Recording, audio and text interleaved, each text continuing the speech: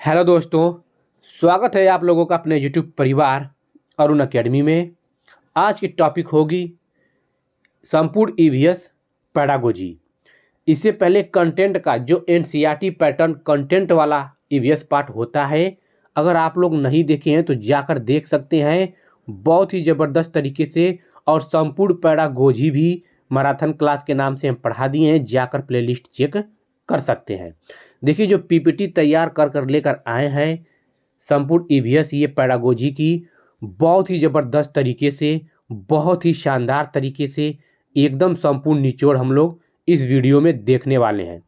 ये पीपीटी तैयार करने के लिए बहुत ही समय लगा है, तो इसलिए इसको बहुत ही ज़बरदस्त तरीके से सजाया गया है। तो चलते हैं, हम लोग टॉपिक देखते हैं क्या है और शुरुआत करते हैं। तो आप लोग चैनल के माध्यम से बस जुड़े रहिए। अगर सब्सक्राइब नहीं किए हैं तो सब्सक्राइब कर लीजिए और बेल आइकन को प्रेस कर दीजिए, जिससे आप लोग के पास सही समय पर नोटिफिकेशन मिलता रहे। तो मैराथन क्लास आप लोग देखते रहिए। तो देखिए, ईवीएस की अवधारणा, पहले सबसे पहले परिचय देख लेते हैं। पर्यावरण अध्ययन यानी कि ईवीएस, इन्वायरमेंटल स्टडीज, प्राथमिक स्तर यानी कि कक्षा 1 से 5 यानी कि प्राथमिक स्तर पर एक महत्वपूर्ण विषय है। इसका उद्देश्य बच्चों को उनके अपने परिवेश से परिचित कराना है। उनके जो परिवेश होते हैं, आसपास जो इन्वायरमेंटल होता है, तो बच्चों को क्या करना है, उनके अपने ही परिवेश से परिचित कराना है। ईवीएस केवल प्रकृति यानी कि प्रकृति का अध्ययन नहीं है, बल्कि यह प्राकृतिक, सामाजिक और सांस्कृतिक पहलुओं को एकीकृत तरीके से समझने का एक दृष्टिकोण है। एकीकृत एक ही रूप में क्या करते हैं, ये समझने का एक दृष्टिकोण है। तो चलते हैं, आगे बढ़ते हैं, देखते हैं एकीकृत प्रकृति होती कैसे है। और यहाँ से क्वेश्चन ये बहुत बार ट्रेंड किया हुआ है। तो एनसीएफ यानी कि राष्ट्रीय पाठ्यचर्या की रूपरेखा जो एनसीएफ 2005 आई थी, इसके अनुसार ईवीएस की प्रकृति कैसी है। तो ईवीएस की ये प्रकृति एकीकृत है, यानी कि इंटीग्रेटेड हम कहेंगे। तो इसमें देखिए क्या है, विज्ञान हुआ, सामाजिक अध्ययन और पर्यावरण शिक्षा को अलग अलग विषयों के रूप में नहीं पढ़ाया जाता, बल्कि एक ही विषय के तहत समग्र रूप से पढ़ाया जाता है। ये क्वेश्चन कई बार ट्रेंड किया गया है कि जो एकीकृत की प्रकृति होती है पर्यावरण की कैसी होती है, या ये भी दिया रहता है कि निम्न में से एकीकृत में कौन कौन से सब्जेक्ट हैं, निम्न में से ये हैं या निम्न में से नहीं है। तो एकीकृत विषय में आप लोग याद रखिएगा कि विज्ञान आता है और सामाजिक अध्ययन आता है, यानी कि सामाजिक विज्ञान और पर्यावरण शिक्षा। इसमें गणित भी दे सकता है और इंग्लिश भी दे सकता है आपको छांटने के लिए। तो याद रखिएगा कि एकीकृत विषय जो है, ये ईवीएस क्या है, जो प्राथमिक कक्षा है, प्राथमिक बालकों के लिए ये ईवीएस अलग पार्ट से नहीं पढ़ाया जाता है। ईवीएस में सब समग्र एकीकृत कर दिया जाता है। तो याद रखिएगा, इसीलिए इसको एकीकृत के रूप में जाना जाता है।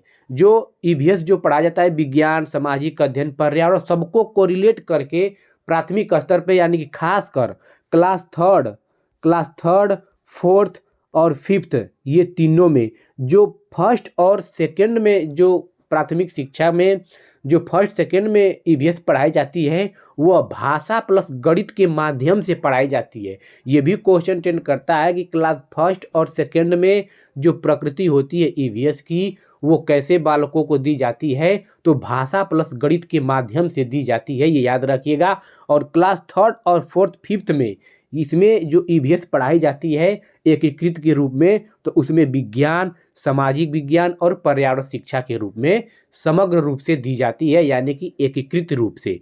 तो आई होप आप लोग को समझ में आ गया होगा। एकीकृत रूप क्लास थर्ड, फोर्थ, फिफ्थ में विज्ञान, सामाजिक विज्ञान और पर्यावरण शिक्षा है। और जब फर्स्ट और सेकंड में हम लोग पढ़ाते हैं ईवीएस के रूप में, तो भाषा प्लस गणित के माध्यम से पढ़ाते हैं।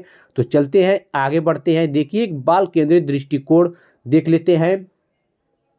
ईवीएस का शिक्षण पूरी तरह से बाल केंद्रित है। क्या पूरी तरह से क्या है, बाल केंद्रित है।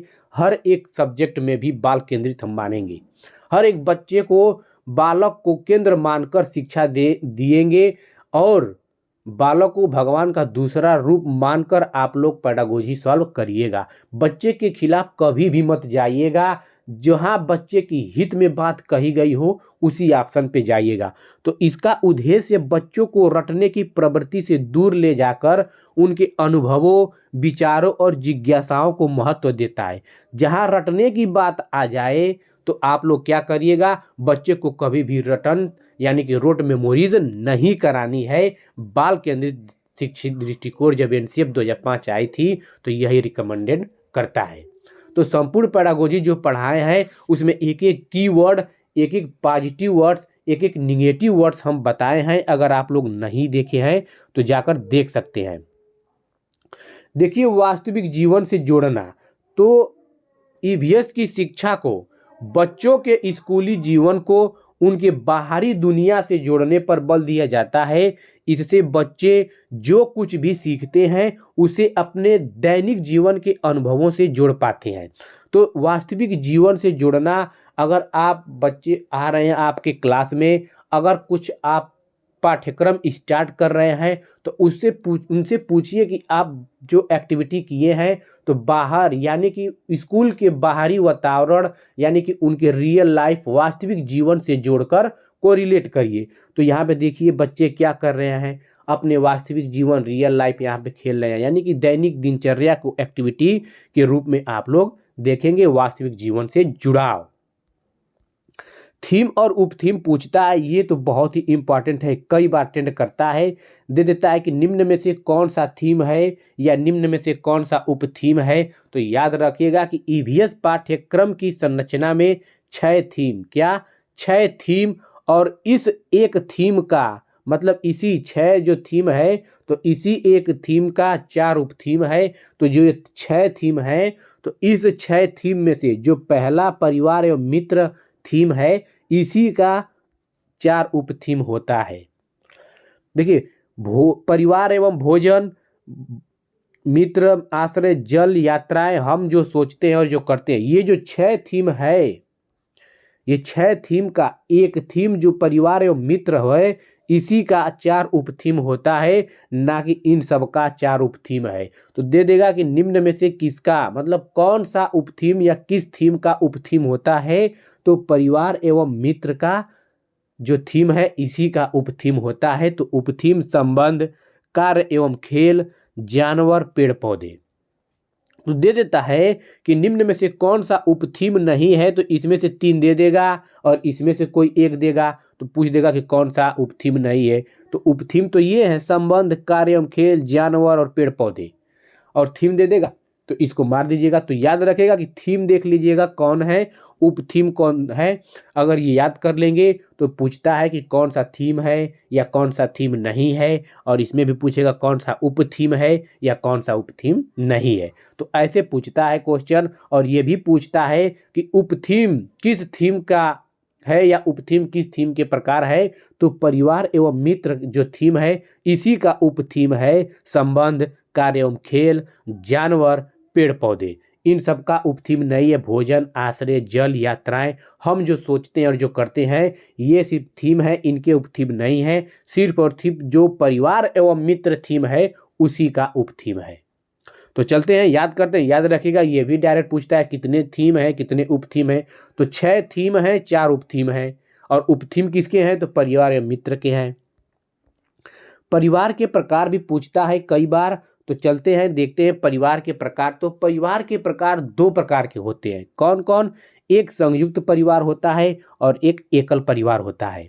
तो संयुक्त परिवार, एकल परिवार देख लेते हैं इसमें कौन लोग आते हैं। देखिए, संयुक्त परिवार में सभी लोग आ जाएंगे, जैसे दादा दादी, माता पिता, चाचा चाची, विवाहित बच्चे, रिश्तेदार। तो जितने ये सब आएंगे, विवाहित बच्चे, रिश्तेदार, फुआ के लड़के लड़की, मामा के लड़के लड़की, फलाने ढकाने, जितने आप लोग के रिलेशन हैं जितने भी आ जाएंगे ये सब क्या कहलाएंगे, ये सब संयुक्त परिवार कहलाएंगे। और एकल परिवार में सिर्फ माता पिता और अविवाहित बच्चे होते हैं।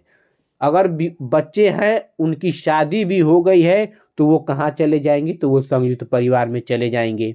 तो याद रखेगा कि एकल परिवार में माता पिता और उनके अविवाहित बच्चे होते हैं। तो माता पिता के चाहे जितने बच्चियां हों या जितने भी बच्चे हों, लेकिन विवाहित न हो, अविवाहित हो, तो वो एकल परिवार में आते हैं।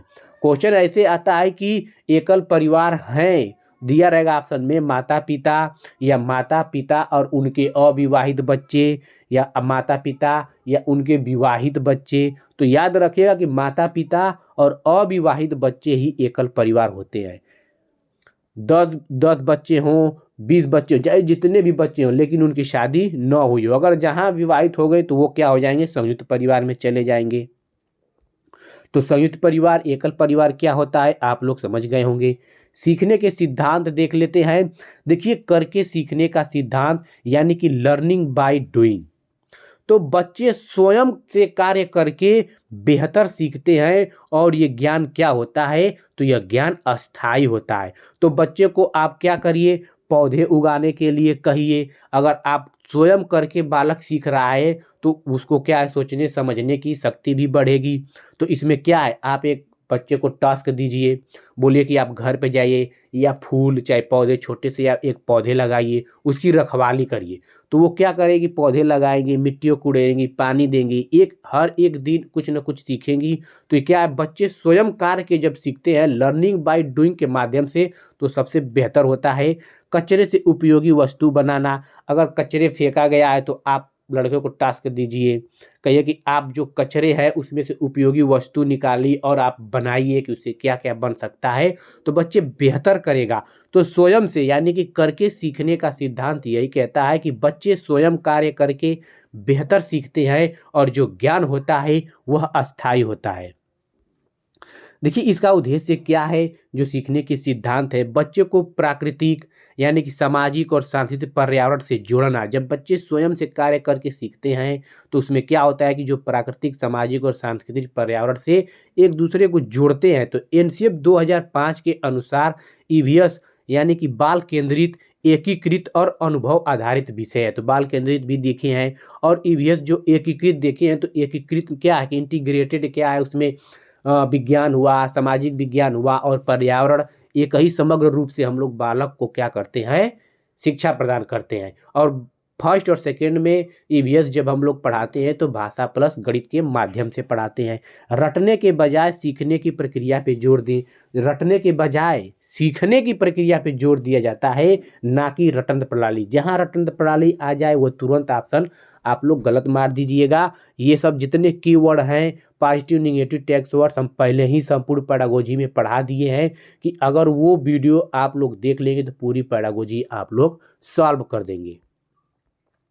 देखिए, मूर्त से अमूर्त की ओर दिया रहेगा कि सीखने का सिद्धांत जो होती है कैसे चलती है, मूर्त से अमूर्त की ओर, अमूर्त से अमूर्त की ओर। तो जहां अमूर्त से अमूर्त की ओर रहेगा वो गलत हो जाएगा। तो कैसी है, मूर्त से अमूर्त की ओर। इसमें क्या है, इस सिद्धांत में क्या है कि पहले देखी और छुई जाने वाली ठोस चीजें दिखाएं, फिर अमूर्त अवधारणा समझाएं। जैसे कि मान लीजिए जानवरों के चित्र या वीडियो दिखाना, अगर एनिमल्स का टॉपिक पढ़ाना है, जानवर का टॉपिक्स पढ़ाना है, तो आप क्या करिए, उनका चित्र दिखाइए, उनका वीडियो दिखाइए। पहले जो चीज़ मूर्त उसे कहते हैं, जो चीज़ सामने दिखी जाए, जो छुई जाए, जिसे हम लोग देख सकते हैं, वो मूर्त चीज़ें होती हैं। तो पहले मूर्त से अमूर्त की तरफ लेकर जाएंगे, तभी इसमें सबसे बेस्ट होगा बच्चों को पढ़ाने का नज़रिया।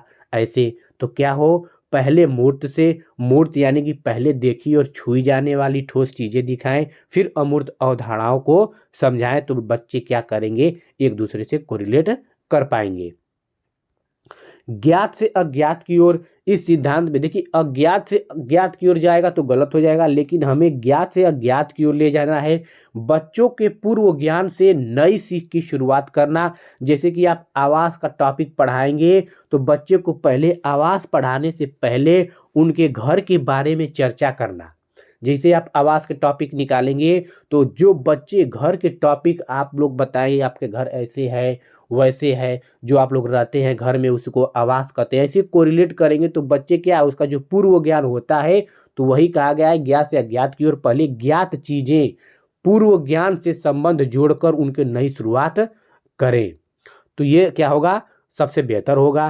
तो ज्ञात से अज्ञात की ओर, पूर्व से ज्ञान से नई सीख की शुरुआत करना। जो आप नई सीख सिखा रहे हैं बालक को, तो पहले उसे पूर्व ज्ञान पे कोरिलेट करिए, जो उसे ज्ञात है वो चीज़ें बताएं, तब उनको अज्ञात की तरफ ले जाइए, यानी कि नए सीख पर। देखिए, एकीकृत सीखने का सिद्धांत में जब ईवीएस हम लोग क्या करते हैं, प्राथमिक कक्षा में हम लोग बालकों को पढ़ाते हैं या हम लोग पढ़ते हैं, तो देखिए इसमें क्या है, विज्ञान, सामाजिक विज्ञान और पर्यावरण शिक्षा समग्र रूप से इंटीग्रेटेड यानी कि एकीकृत रूप से हम लोग देखते हैं। तो एकीकृत सीखने का सिद्धांत, और यहाँ पे नोट करके देखिएगा, बहुत ही ये इम्पॉर्टेंट है क्योंकि ये बहुत ये ट्रेंड किया हुआ है। तो कक्षा फर्स्ट और सेकेंड में भाषा व गणित के साथ एकीकरण होता है।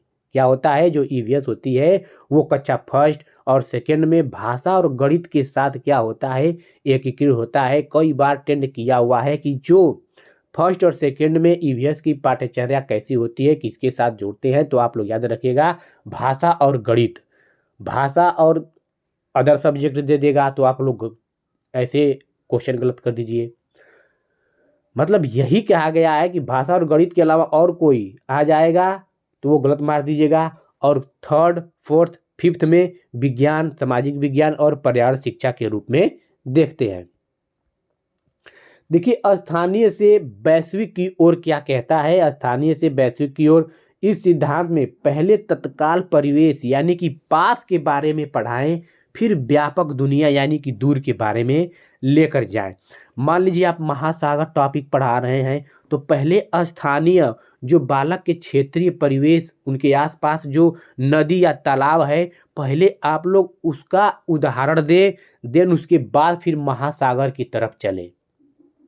विश्व का मैप पढ़ाना है तो आप पहले उनके अगल बगल गांव, माहौल, फिर उसके बाद से उनके स्टेट, राज्य ऐसे पढ़ाइए, तब जाके भारत के बारे में बताइए, तब जाके विश्व पे लेकर जाइए। ये नहीं कि अब डायरेक्ट क्या किए, आप उनको नदी, तालाब, चाहे मैप छोटा सा उनके ये सब एरिया नहीं बताए, डायरेक्ट उनको महासागर, डायरेक्ट विश्व चले गए महाद्वीप पे, नहीं। तो पहले क्या है, तो स्थानीय से वैश्विक की ओर हो। आपको क्वेश्चन मिलेगा कि वैश्विक से स्थानीय और, तो वो गलत हो जाएगा। तो पहले स्थानीय से वैश्विक और यही है कि पहले नदी या तालाब, छोटा चीज, उनके एरिया, परिवेश से जुड़ाव जोड़े, फिर उसके बाद हम लोग चलें।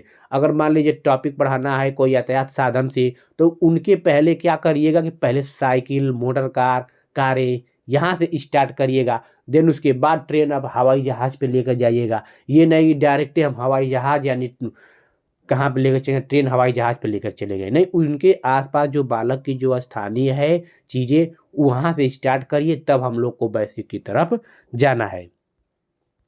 बाल केंद्रित शिक्षा यही है कि शिक्षा प्रक्रिया का केंद्र बच्चा है, शिक्षा या पाठ्यक्रम नहीं है। जहाँ अगर शिक्षक बाल केंद्रित दे दिया या शिक्षक केंद्र बना दिया, पाठ्य पुस्तक केंद्र बना दिया, स्कूल केंद्र बना दिया, तो वो सब क्या होगा, वो सब गलत हो जाएंगे।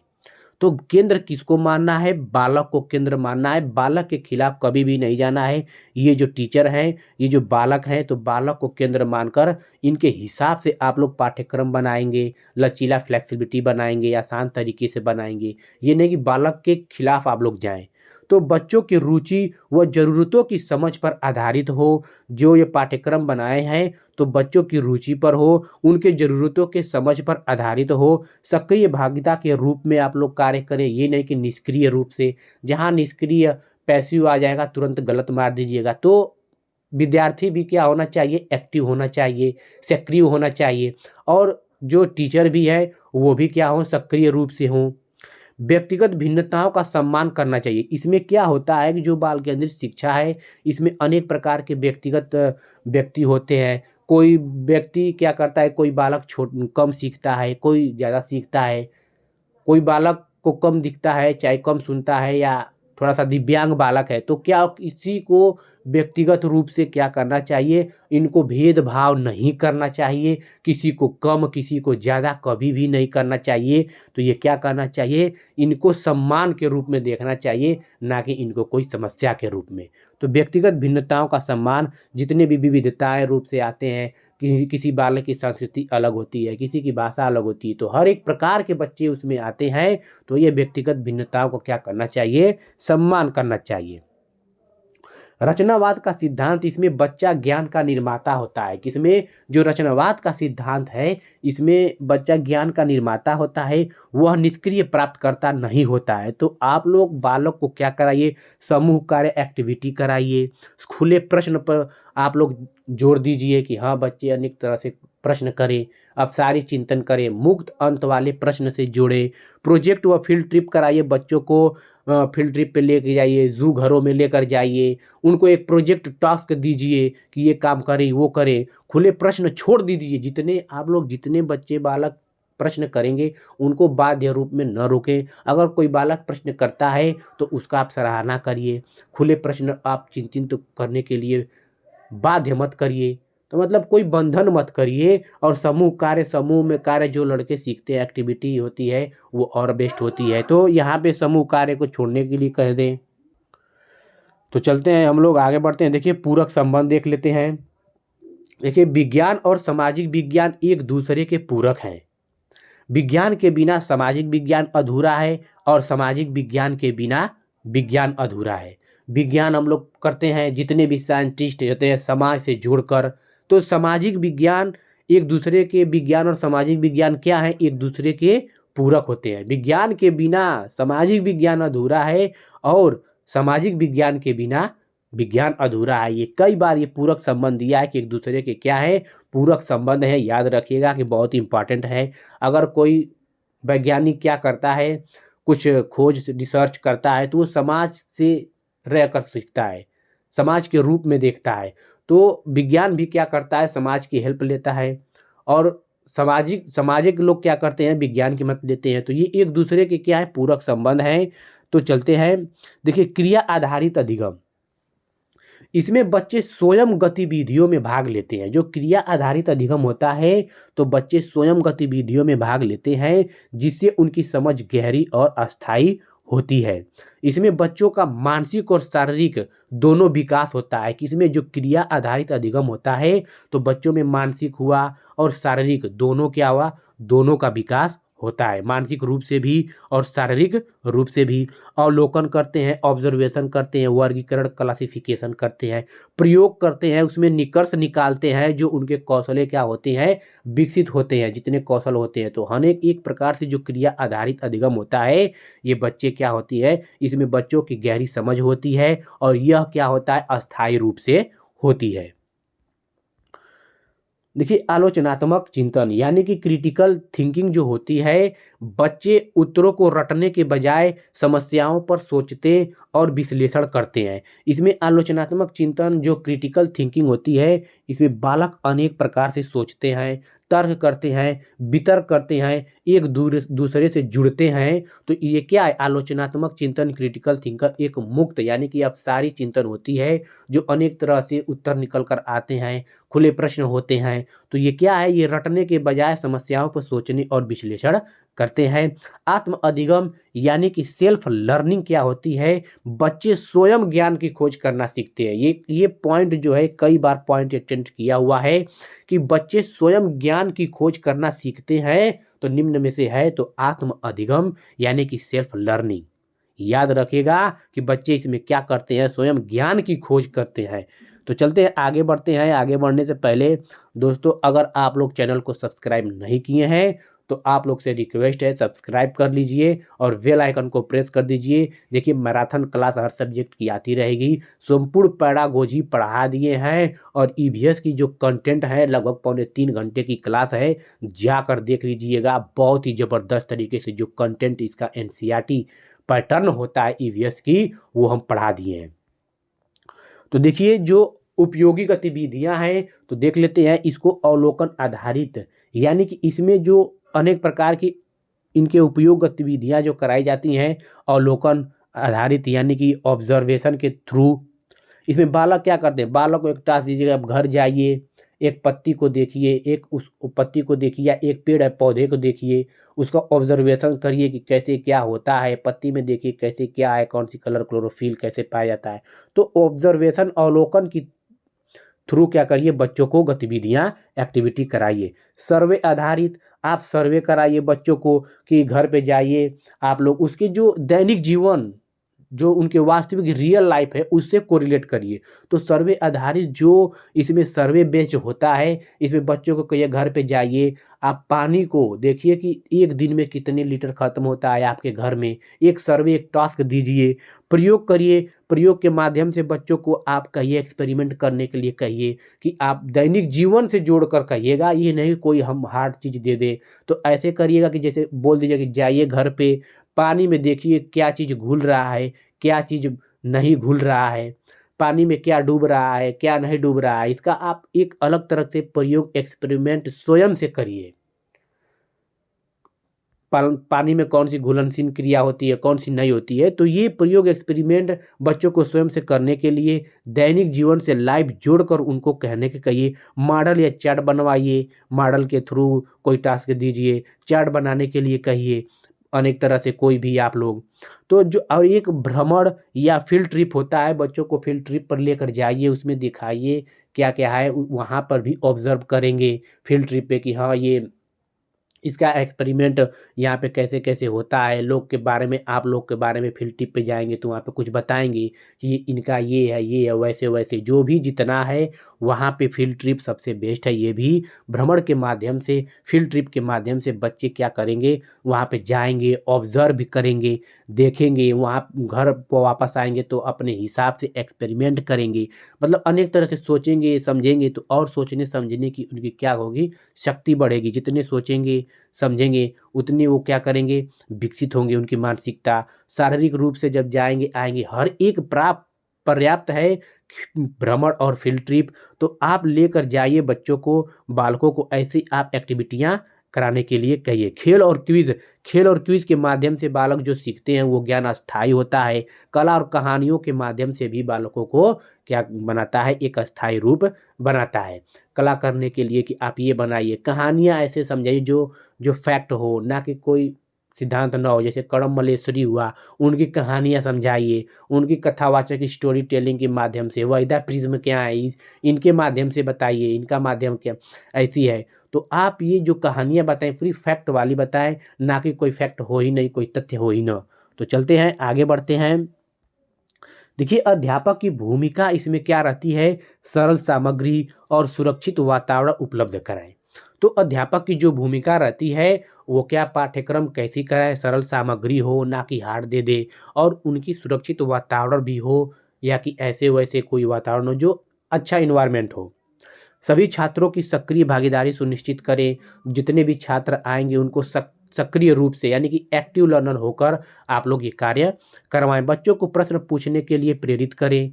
तो बच्चों को प्रश्न पूछने के लिए आप लोग प्रेरित करें। गतिविधियों को वास्तविक जीवन से जोड़ें। तो बालक को क्या करें, उनकी जो गतिविधियां होती हैं, एक्टिविटी होती है, रियल लाइफ से कोरिलेट करके जोड़ें पाठ्यक्रम को। चर्चा विधि यानी कि डिस्कशन मेथड। देखिए चर्चा विधि एक ऐसी शिक्षण तकनीक है जिसमें शिक्षक और विद्यार्थी किसी विषय पर खुलकर विचार विमर्श करते हैं, एक दूसरे से प्रश्न पूछते हैं, तर्क प्रस्तुत करते हैं और सामूहिक रूप किसी निष्कर्ष पर पहुंचते ही यह शिक्षण को परस्पर संवादता, सक्रिय और बाल केंद्रित बनाती है। तो बच्चे को चर्चा डिस्कशन मेथड के थ्रू क्या करवाइए, चर्चा करवाइए ग्रुप में। जैसे यहाँ पे देखिए ग्रुप में है तो वो चर्चा डिस्कशन मेथड, ये भी क्या है, बेस्ट है। आगे बढ़ते हैं। देखिए सतत एवं समग्र मूल्यांकन यानी कि CCE, continuous and comprehensive evaluation.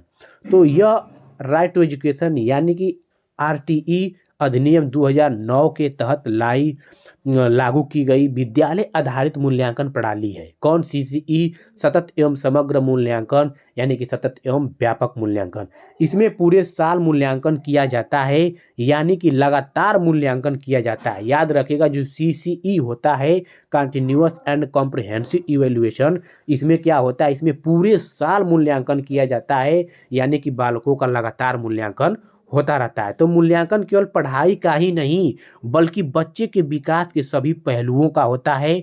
पढ़ाई के साथ साथ जैसे कि मानसिक विकास हुआ, उनके शारीरिक विकास हुए, भावात्मक विकास हुए, ये सब क्या है। तो आप लोग बस इतना जानिएगा, जहाँ भी दिखे तो सतत एवं समग्र मूल्यांकन CCE, तो बच्चे का इसमें क्या है, पूरे साल का मूल्यांकन किया जाता है और लगातार रूप से होता रहता है। और पढ़ाई के साथ साथ इसमें सभी पहलुओं का जो बालक के सभी पहलुओं, मानसिक विकास, सारी भावनात्मक जितने भी हैं, सबका मूल्यांकन होता है बालक का। यही सतत एवं समग्र मूल्यांकन सीसीई कहलाती है। तो सीसीई क्यों लाया गया ये भी देख लेते हैं। देखिए, परीक्षा के कारण बच्चों पर होने वाले तनाव और चिंता को कम करने के लिए सीसीई लाया गया, यानी कि सतत एवं समग्र मूल्यांकन लाया गया। रटने की आदत को खत्म करके समझने पर जोर देने के लिए अंडरस्टैंडिंग लेवल वाले के लिए ये लाया गया।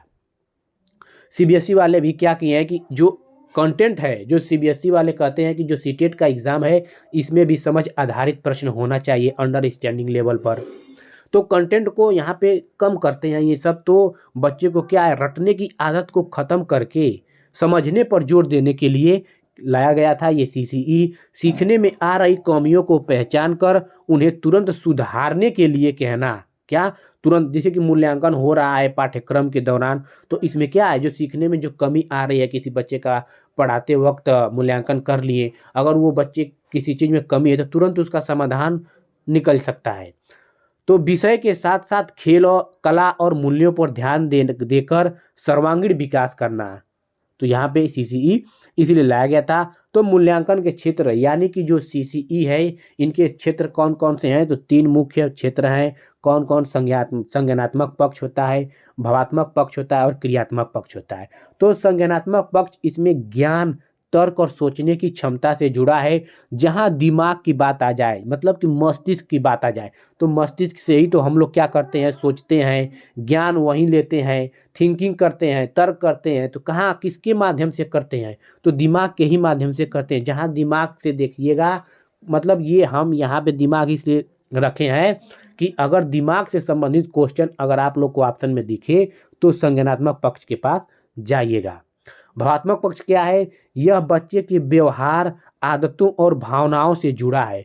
जहाँ भावना दिल से बात जो निकलती हो, जिसे हम देख नहीं सकते हैं, भाव निकल रही है, ये हम याद करने के लिए यहाँ पे रखे हैं। तो जहाँ भावना और दिल की बात आ जाए तो भावनात्मक पक्ष मार दीजिएगा। क्रियात्मक पक्ष क्या है, यह करके सीखने और शारीरिक गतिविधियों से जुड़ा है। तो जहाँ हाथ के माध्यम से अगर कार्य कोई कर रहा है बालक, जैसे कि दे देगा कि पौधे लगाते वक्त बालक है तो किस पक्ष में है, तो क्रियात्मक पक्ष में है।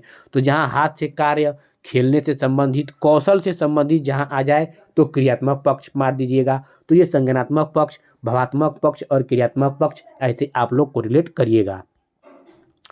देखिए, रचनात्मक मूल्यांकन होता है। तो रचनात्मक मूल्यांकन यानी कि फॉर्मेटिव असेसमेंट, देखिए पढ़ाई के दौरान यानी कि साथ साथ चलता रहता है। जो रचनात्मक मूल्यांकन होता है यानी कि फॉर्मेटिव असेसमेंट, यह पढ़ाई के दौरान यानी कि साथ साथ चलता रहता है। इसका उद्देश्य फीडबैक देना और सुधार करना होता है। जैसे कि पाठ्यक्रम के दौरान कोई टीचर या अध्यापक क्या करता है, पढ़ा रहे होते हैं बालकों को, तो किसी बीच में से किसी बालक को उठाकर पूछ दिया कि चलो ये बताओ क्या इसका मतलब क्या होगा। तो बच्चे अगर बता दिया तो उसका रचनात्मक पढ़ाई के साथ साथ सही चल रहा है। अगर नहीं बता पाया तो उसको कमियों को सुधार करके दूसरा रूप अपना लेता है। ठीक है, उसको बताने की कोशिश करेंगे, फिर उसको समझाता है। तो ये क्या है, वो पढ़ाई के दौरान ही इसका मूल्यांकन होता है, पढ़ाई के तुरंत ही उसका समाधान होता है। अगर कोई बालक नहीं पूछा जाता है, बता पाता है पूछने पर, तो यही रचनात्मक मूल्यांकन होता है, यानी कि फॉर्मेटिव असेसमेंट होता है। इसको पॉजिटिव माना गया है क्योंकि तुरंत इसका समाधान निकल कर आ जाता है। इसमें मौखिक प्रश्न, गतिविधियाँ, प्रोजेक्ट आदि शामिल हैं। यह कमियों का निदान और उपचार करता है। इसमें क्या है, अगर मान लीजिए कोई बालक से कोई पूछ रहा है, कोई समस्या है जिस बालक का, तो पहले हम उसका पहचान करेंगे। उसकी समस्या का पहचान करना ही क्या कहलाता है, निदानात्मक कहलाता है। एक निदानात्मक होता है, एक उपचारात्मक होता है। तो निदानात्मक, उपचारात्मक क्या होता है हम आप लोग को बता दे रहे हैं यहीं पे। तो निदानात्मक उपचार उसे कहते हैं, किसी भी समस्या की पहचान करना निदान कहलाता है, और समस्या का पहचान करके उसका हल निकाल देना वो उपचारात्मक कहलाता है। जैसे कि मान लीजिए एक डॉक्टर के पास कोई रोगी जा रहा है, कोई बीमार व्यक्ति जा रहा है दवा लेने, तो डॉक्टर क्या करता है, उस रोगी को बीमारी का पता लगाता है। जब बीमारी का पता लगा लेता है तो वो निदान कहलाता है। वही पता लगाने के बाद उस रोगी का उपचार करता है, यानी कि उसका समाधान जो समस्या थी, समस्या को हल कर देता है, तो वही क्या कहलाता है? उपचारात्मक कहलाता है। तो आई होप आप लोग निदानात्मक, उपचारात्मक समझ गए होंगे। देखिए, योगात्मक मूल्यांकन एक सम्मेटिव असेसमेंट होता है, सत्र या साल के अंत में होता है। इसका उद्देश्य पास या फेल करना या ग्रेड देना, लिखित परीक्षा या वार्षिक परीक्षा। इसका मतलब साफ शब्दों में जानिएगा कि योगात्मक मूल्यांकन यानी कि सम्मेटिव असेसमेंट जो होता है वो क्या होता है? वो लास्ट में किया जाता है। जैसे अर्धवार्षिक परीक्षा लिए, अर्धवार्षिक यानी पूरे 6 महीने का ब्यौरा फिर हम ले लिए, फिर उसके बाद वार्षिक ले लिए। तो ये सिर्फ लास्ट में लेना, जहाँ लास्ट संबंधित आ जाए, वार्षिक और अर्धवार्षिक, तो समझ जाइएगा योगात्मक मूल्यांकन है, समेटिव असेसमेंट होता है। इसमें ये इसको निगेटिव माना गया है। तो इसमें क्या होता है? सिर्फ पास या फेल करना, ग्रेड नंबर के लिए इसका मूल्यांकन किया जाता है। तो सबसे बेस्ट आप लोग का फॉर्मेटिव असेसमेंट होता है, यानी कि रचनात्मक मूल्यांकन। देखिए, सीखने के लिए आकलन यानी कि असेसमेंट फॉर लर्निंग, ये बहुत इम्पॉर्टेंट है। देखिए, एक सीखने के लिए आकलन होता है, देखिए सीखने का आकलन होता है और सीखने के रूप में आकलन होता है। तो याद रखिएगा कि सीखने के लिए आकलन, इसे असेसमेंट फॉर लर्निंग यही है। देखिए याद रखिएगा। तो ये पढ़ाई के दौरान होता है, यानी कि आप लोग समझिए जो रचनात्मक आकलन होता है यानी कि फॉर्मेटिव असेसमेंट होता है, वही सीखने के लिए आकलन होता है, यानी कि असेसमेंट फॉर लर्निंग होता है। ये पढ़ाई के दौरान होता है, इसमें सुधार करना होता है। जो आप लोग को फॉर्मेटिव असेसमेंट बताए हैं वही सीखने के लिए आकलन यानी कि असेसमेंट फॉर लर्निंग होता है। इसमें टीचर और बच्चे दोनों मिलकर करते हैं। दे देगा कि सीखने के लिए आकलन में क्या होता है, तो इसमें टीचर और बच्चे दोनों मिलकर करते हैं। यह रचनात्मक आकलन यानी कि फॉर्मेटिव असेसमेंट का हिस्सा है। तो फॉर्मेटिव असेसमेंट जो याद कर लिए वो सीखने के लिए आकलन हो गया, यानी कि असेसमेंट फॉर लर्निंग हो गया। टीचर क्लास में पढ़ाते हुए क्या करता है? सवाल पूछता है, यह देखने के लिए कि बच्चों को समझ आया या नहीं। अगर नहीं आया तो वह अपना तरीका बदल लेगा। जैसे आप लोग को हम जस्ट बताए हैं फॉर्मेटिव असेसमेंट में, यानी कि रचनात्मक आकलन में, कि पाठ्यक्रम के दौरान ही क्या करते हैं टीचर, अगर बालक को खड़े कराकर पूछ लेता है पाठ्यक्रम के दौरान ही, अगर नहीं आता है तो उसका समाधान तुरंत वहाँ पे बताते हैं, अगर आ गया तो ठीक, यानी कि वही फॉर्मेटिव असेसमेंट रचनात्मक आकलन होता है और उसी को सीखने के लिए आकलन यानी कि असेसमेंट फॉर लर्निंग कहते हैं। देखिए, सीखने का आकलन यानी कि असेसमेंट ऑफ लर्निंग, बस इतना जानिए, यह योगात्मक आकलन यानी कि सम्मेटिव असेसमेंट का हिस्सा होता है। ये भी निगेटिव ही होता है। जैसे कि पढ़ाई खत्म होने के बाद लास्ट में इसका आकलन किया जाता है। इसमें निर्णय लेना, नंबर देना, पास या फेल करना, जैसे वार्षिक परीक्षा, final year report card. Just आप लोग को जो योगात्मक आकलन यानी कि समेटिव असेसमेंट बताए हैं उसी का यह हिस्सा है, सीखने का आकलन यानी कि असेसमेंट ऑफ लर्निंग। चलते हैं सीखने के रूप में आकलन। देखिए, असेसमेंट एज लर्निंग, इसमें पढ़ाई के दौरान स्वयं खुद से आकलन किया जाता है। देखिए यहाँ पे हम आप लोग को बता रहे हैं, देखिए सीखने के रूप में आकलन और सीखने के लिए। देखिए ये पढ़ाई के दौरान इसमें सुधार करना होता है, पढ़ाई के दौरान ये भी होता है सीखने के लिए, और पढ़ाई के दौरान ये भी होता है सीखने के रूप में, लेकिन इसमें स्वयं से होता है, खुद से आकलन किया जाता है। जो सीखने के लिए आकलन होता है उसमें बच्चे और टीचर दोनों साथ मिलकर करते हैं और इसमें खुद स्वयं करते हैं, बालक स्वयं। देखिए बच्चा अपना काम खुद चेक करता है कि मैंने कहाँ गलती की या मुझे और क्या सीखना चाहिए, यानी कि दे दिया ऑप्शन में दे देगा।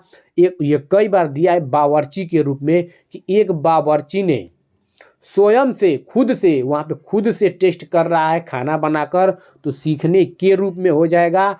ऐसे क्वेश्चन कई बार टेंड किया है बावर्ची के रूप में। अगर खुद से कर देगा तो ये करिएगा, दूसरा कोई जांच रहा है उसका दौरान तो वो के लिए हो जाएगा, लास्ट में कुछ कर रहे हैं तो वहाँ पे का हो जाएगा, योगात्मक हो जाएगा। तो ऐसे आप लोग कोरिलेट करिएगा। देखिए ये पोर्टफोलियो है, फिर जांच सूची है, उसके बाद रेटिंग स्केल है, फिर रूब्रिक्स है, फिर घटना वृत्तांत एनेक्डोटल रिकॉर्ड। तो ये बहुत ही इंपॉर्टेंट है आप लोग के लिए, यहाँ से क्वेश्चन हर बार ट्रेंड करता है। तो देखिए इसमें क्या होता है, देखिए इसमें बच्चे की तरक्की की फाइल होती है, किसमें, पोर्टफोलियो में। तो ये देखिए एक फाइल होती है। तो आप इतना याद रखिएगा कि साल की शुरुआत से साल के अंत तक बच्चे का रिकॉर्ड होता है। जो पोर्टफोलियो होता है या एक फाइल जो रिकॉर्ड होता है, इसमें साल की शुरुआत से साल के अंत तक बच्चे का रिकॉर्ड होता है। जैसे यह पूरे साल के दौरान बच्चे द्वारा किए गए कार्यों का एक व्यवस्थित संग्रह है। इसमें केवल टेस्ट पेपर नहीं बल्कि ड्राइंग, फोटो और रचनात्मक कार्य भी होते हैं। इसमें पोर्टफोलियो में जितने भी एक्टिविटी एक साल से लेकर साल के अंत तक, जहाँ अगर मान लीजिए क्लास थर्ड में बालक है तो क्लास थर्ड के शुरुआत से क्लास थर्ड के लास्ट तक पूरे बच्चे का रिकॉर्ड एक होता है। अब जब क्लास फोर्थ में बालक जाता है तो वही क्लास थर्ड से जो फाइल होती है पोर्टफोलियो की, वही फाइल क्लास फोर्थ में चली जाती है। तो उसी के हिसाब से बच्चे का आगे की अचीवमेंट जो जानकारियां होती हैं उसमें समाये। तो बालक क्या करता है, उसमें सुधार भी कर सकता है। देखेगा कि क्लास थर्ड में मैंने ये किया, ये गलतियां की, तो क्लास फोर्थ में वो अपना सुधार सकता है। तो यही है कि पूरे साल तक जो रिकॉर्ड होता है बालक की, वही पोर्टफोलियो होता है। जांच सूची देख लेते हैं, यानी कि चेक लिस्ट। इसमें हाँ या ना की लिस्ट, यानी कि एस या नो। बालक इसमें क्या करता है, सिर्फ एस या नो में उत्तर देगा, या तो हाँ या तो ना।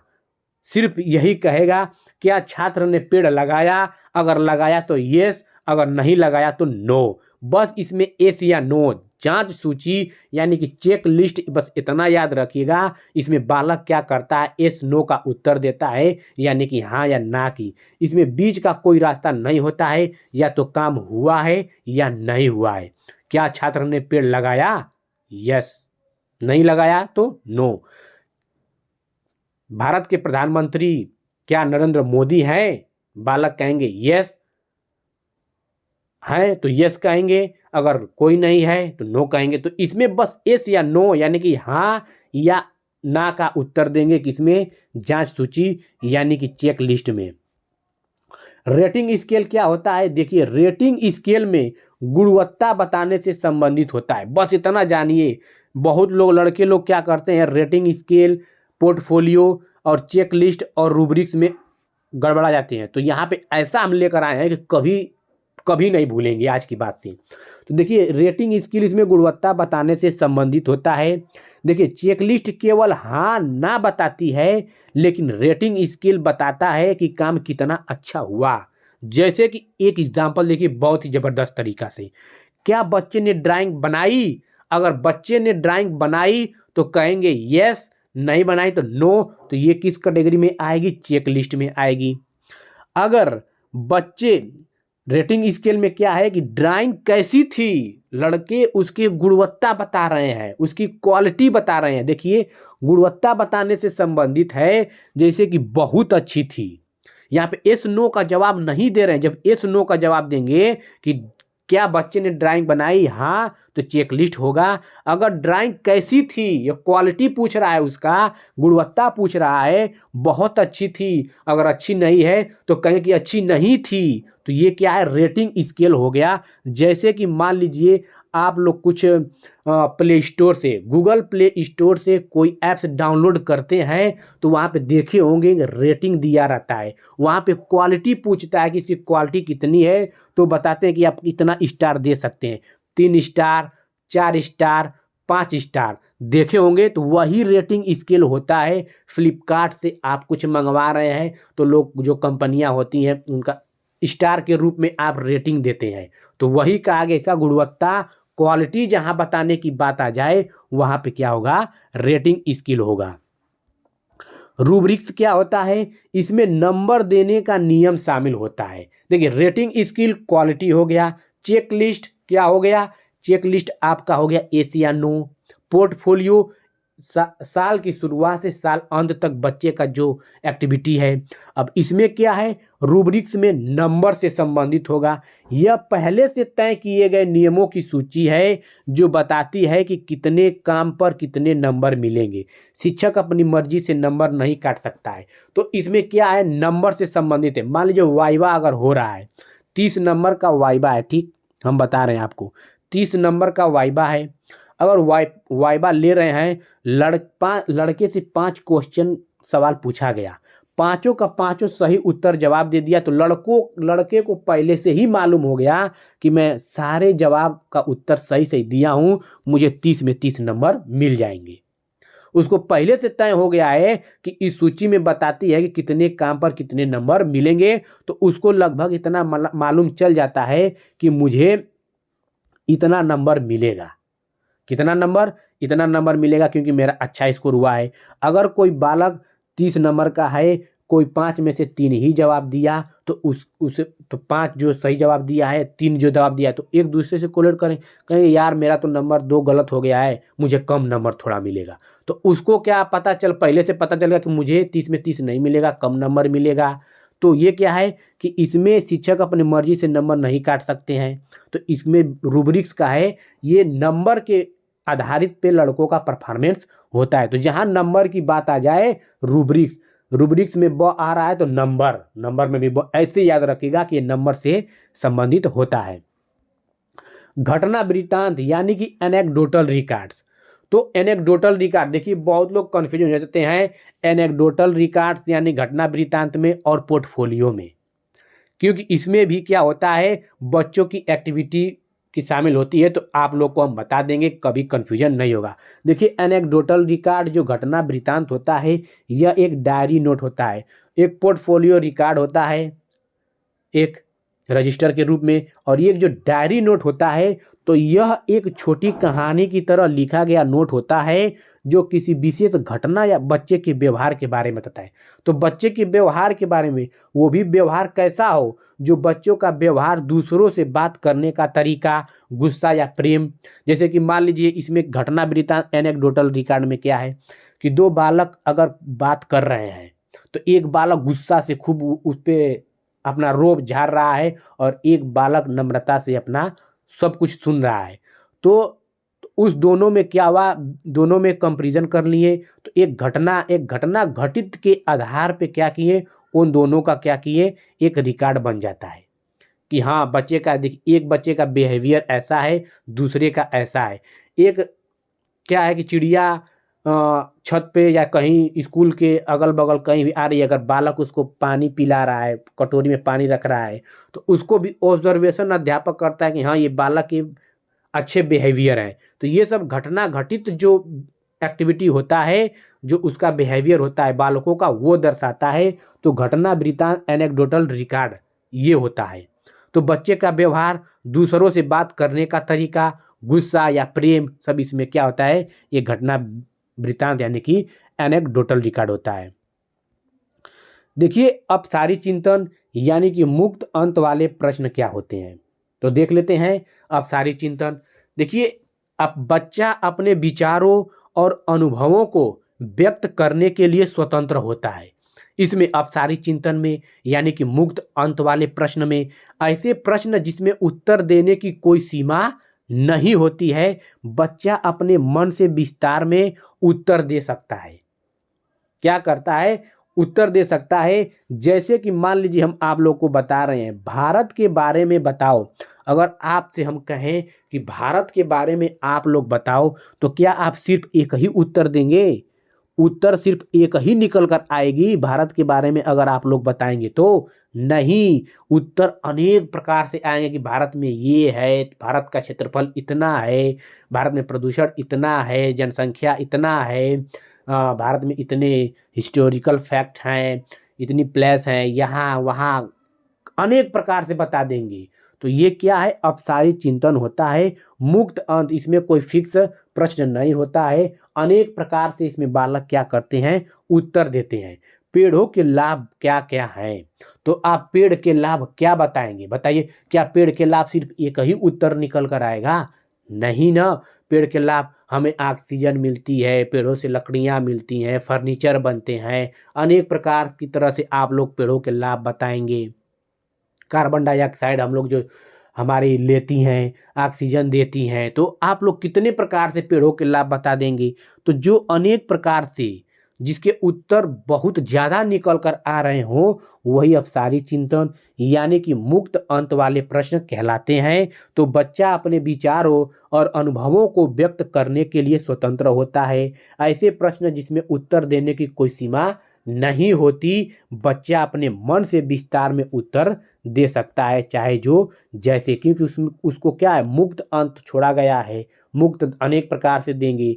तो भारत के बारे में बताओ, पेड़ों के लाभ क्या क्या हैं, उत्तर प्रदेश के बारे में बताइए, हर एक दिल्ली के बारे में बताइए। जैसे आप पूछेंगे तो बच्चा बताता चला जाएगा।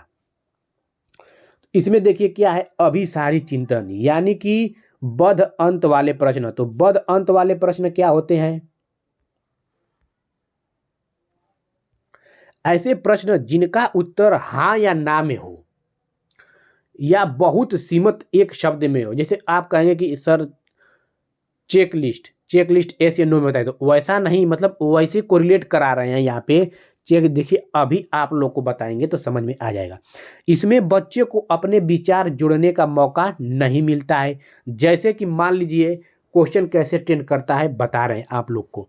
जैसे कि मान लीजिए कि अगर दे देगा कि उत्तर प्रदेश की राजधानी क्या है, यह किस प्रकार का प्रश्न है, तो आप लोग बताएंगे कि उत्तर प्रदेश की राजधानी क्या है। तो अब आप भी थोड़ा सोचिए कि अगर उत्तर प्रदेश की राजधानी आपसे ही कोई पूछे तो आप क्या अनेक तरह से बताएंगे कि इसका उत्तर एक निकल कर आएगा? ये बताओ। जिसका उत्तर एक निकल कर आए, एक से ज़्यादा न आए, वही अपसारी चिंतन होता है, यानी कि बद अंत वाले प्रश्न होते हैं। उत्तर प्रदेश की राजधानी क्या 10 ठो है, क्या 5 ठो है, या क्या 50 ठो है? नहीं, सिर्फ एक ही है। फिलहाल करंट में कौन सी है? लखनऊ। तो आप उसका उत्तर एक निकल कर, जिसका उत्तर फैक्ट एक ही हो, निर्धारित किया गया हो, वही अपसारी चिंतन होता है, यानी कि बद अंत वाले प्रश्न होते हैं। क्या भारत की राजधानी क्या है?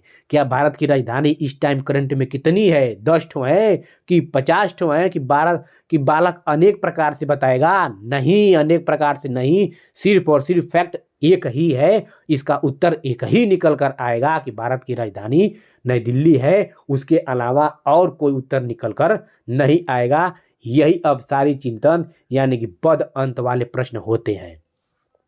तो अब समझ में आप लोग को आ गया होगा कि अपसारी चिंतन यानी कि मुक्त अंत वाले प्रश्न किसे कहते हैं, जिसके अनेक उत्तर निकल कर आए, और अभिसारी चिंतन यानी कि बद अंत वाले प्रश्न किसे कहते हैं, जिसके उत्तर सिर्फ और सिर्फ एक हो, उसे ही अपसारी चिंतन यानी कि बद अंत वाले प्रश्न कहते हैं।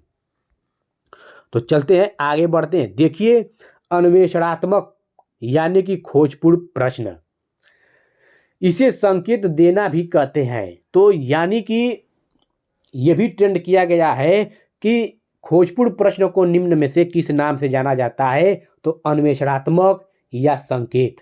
तो याद रखिएगा, अन्वेषणात्मक को ही खोजपूर्ण कहते हैं और इसे संकेत देना भी कहते हैं। बच्चों को सही उत्तर तक स्वयं पहुंचने में मदद करता है। तो इसमें खोजपूर्ण यानी कि बालक इसमें क्या करते हैं? स्वयं से खोजते हैं। संकेत कैसे कहेंगे? जब बालक कहीं अटक जाते हैं तो उसमें टीचर क्या करते हैं? उसे इशारा करते हैं, संकेत देते हैं, थोड़ी सी हेल्प करते हैं कि ऐसे करो, तो बच्चे फिर से क्या करता है? उसमें लीन हो जाता है और अपना कार्य करने लगता है। तो जब बच्चा अटक जाए या अधूरा उत्तर दे तो शिक्षक उसे और गहराई में सोचने के लिए जो अतिरिक्त प्रश्न पूछता है, वही हेल्प करता है। तो इसीलिए संकेत देना भी इसे कहते हैं। अन्वेषणात्मक को खोजपूर्ण प्रश्न भी कहते हैं। याद रखिएगा, इसमें बच्चे क्या करते हैं? स्वयं उत्तर तक पहुंचने की कोशिश करते हैं।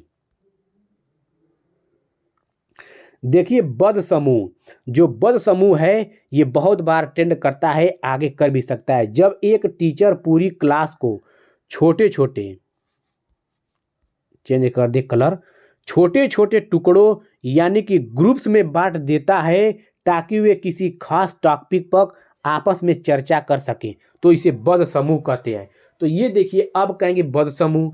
देखिए ये ग्रुप में है, छोटे छोटे टुकड़ों में बांट देते हैं, जैसे कि ग्रुप्स में, जैसे कि 50 मान लीजिए क्लास है 50 लोगों का, तो 10 लोग का ग्रुप बना देते हैं, 5 लोग एक तरफ, पाँच लोग आप लोग एक तरफ, 5 लोग एक तरफ, तो ये बद समूह कहलाता है। तो बद समूह किसे कहते हैं अब बता रहे हैं। जैसे क्लास में क्या करते हैं, लड़के लड़कियां दोनों क्या करते हैं, मक्खियों की तरह भिन भिनाते रहते हैं।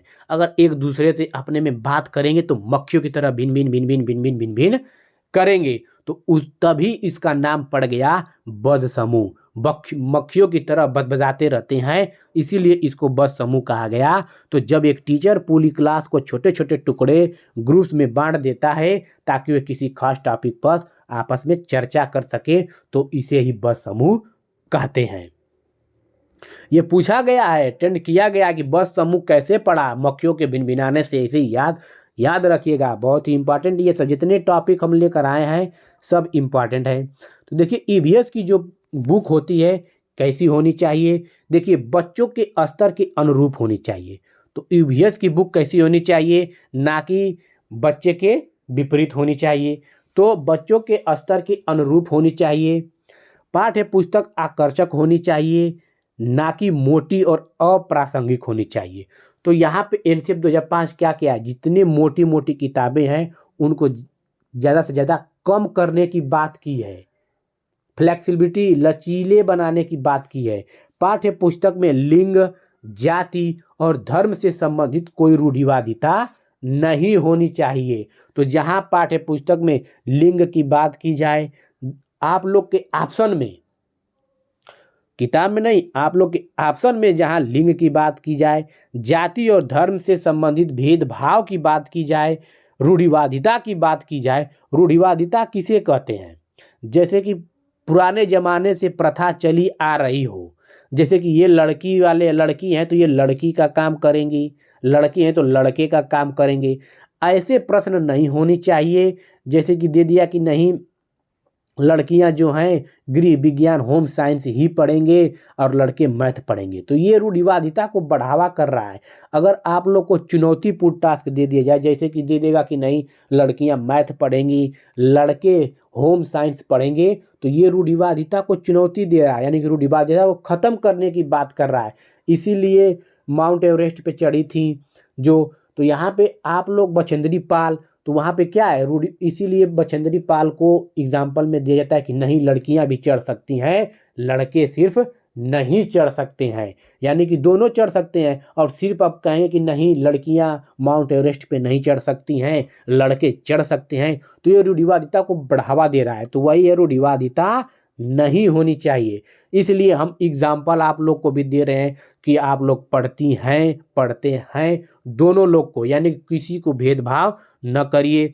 किसी लड़की को लड़के के रूप में, लड़की के रूप में न देखें, लड़के को लड़के के रूप में नहीं, दोनों को एक समान देखें। हाँ, लड़कियां क्या हैं, ब्रेंच भी उठा सकती हैं, लड़के क्या हैं, झाड़ू पोछा भी लगा सकते हैं। तो ये रूढ़िवादिता को खत्म करने की बात, चुनौतीपूर्ण आप लोग कार्य करिए, तो वही है कि रूढ़िवादिता नहीं होनी चाहिए।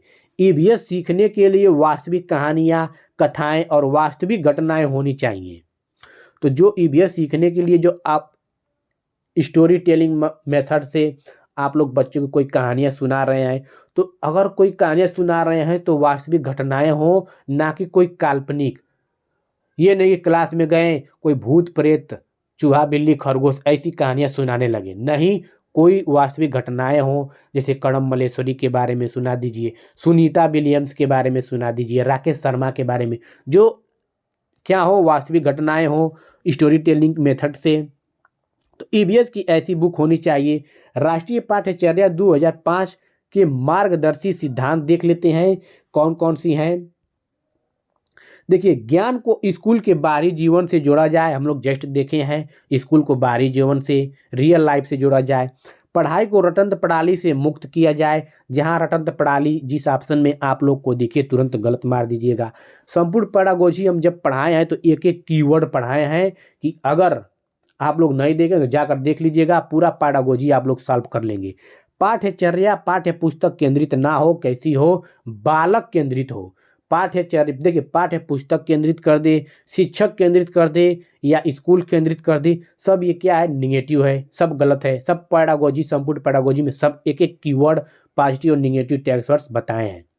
तो किसको केंद्र मानना है, बालक को केंद्र के रूप में मानकर आप लोग उत्तर दीजिएगा एग्जाम में।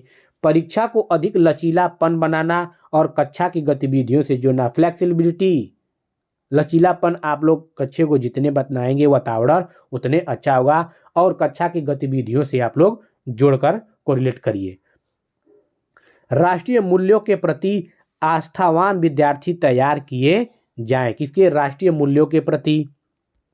देखिए ईवीएस, ये टीचर जो है, ईवीएस की टीचर कैसे होनी चाहिए, बच्चे को महत्व दें, किसी से भेदभाव नहीं करें कि ये कम सीख रहा है, तुम ज़्यादा सीख रहे हो, तुम ऐसे नहीं वैसे नहीं, तुम हर बार ये कर रहे हो, तो ये कभी नहीं करना है। समय समय पर मूल्यांकन करना, जो फॉर्मेटिव असेसमेंट आप लोग को बताए हैं, और सतत एवं समग्र मूल्यांकन, ये सब क्या है, सब समय पर मूल्यांकन करना, इन सबके अंग है। लोकतांत्रिक क्लास का माहौल बनाए रखना, यानी कि लोकतांत्रिक यानी कि डेमोक्रेटिक जो होता है, यानी कि हम यह कह सकते हैं कि हमारे क्लास में अनेक प्रकार के, जैसे कि अनेक प्रकार की जातियां आते हैं, अनेक प्रकार की भाषाएं विविधताएं लेकर आती हैं, हर एक की संस्कृति अलग अलग होती है, हर एक धर्म अलग अलग होती है। तो किसी में हम लोग क्या करें, सब कुछ छोड़ छाड़ कर हम लोकतंत्र बनाएं, सबको एक समान के रूप में देखें, किसी में भेदभाव न देखें। बच्चों को ज़्यादा से ज़्यादा अवसर दें,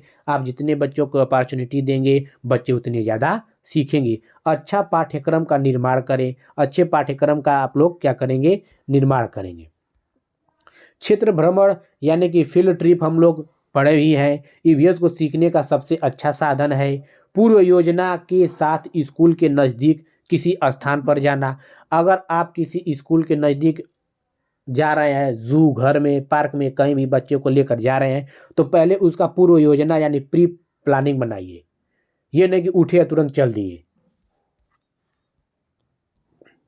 ईवीएस की पढ़ाई को क्लास के बाहर भी जोड़ा गया है, ताकि गतिविधि द्वारा बच्चों को अवलोकन क्षमता के लिए बाग, बगीचे, तालाब के किनारे, प्रकृति भ्रमण पर ले जाने की जरूरत है। तो आप लोग देखिए, जो क्लास है, क्लास के बाहर भी जो ग्राउंड होती है, जो फील्ड होती है, उसमें भी पेड़ पौधे होते हैं। तो ऐसे आप इन्वायरमेंट ऐसे बनाइए जो बच्चों के हित में अच्छा हो।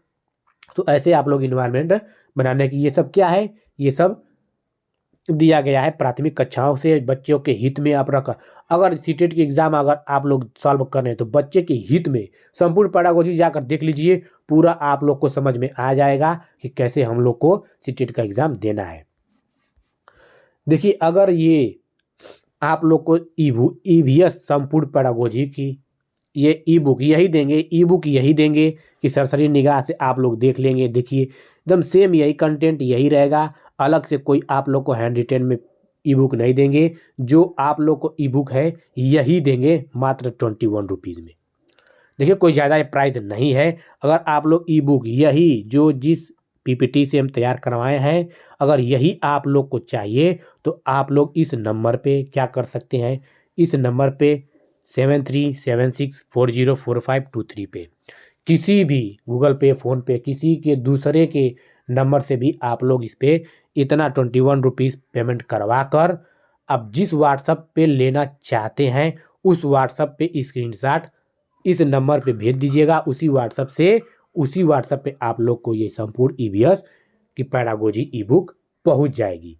तो ठीक है दोस्तों, नेक्स्ट वीडियो के लिए मैराथन क्लास देखने के लिए चैनल को सब्सक्राइब कर लीजिए, और जो 2 मैराथन क्लास पढ़ा दिए हैं नहीं देखें तो जाकर देख लीजिएगा। ठीक है दोस्तों, आप लोग का बहुत बहुत धन्यवाद।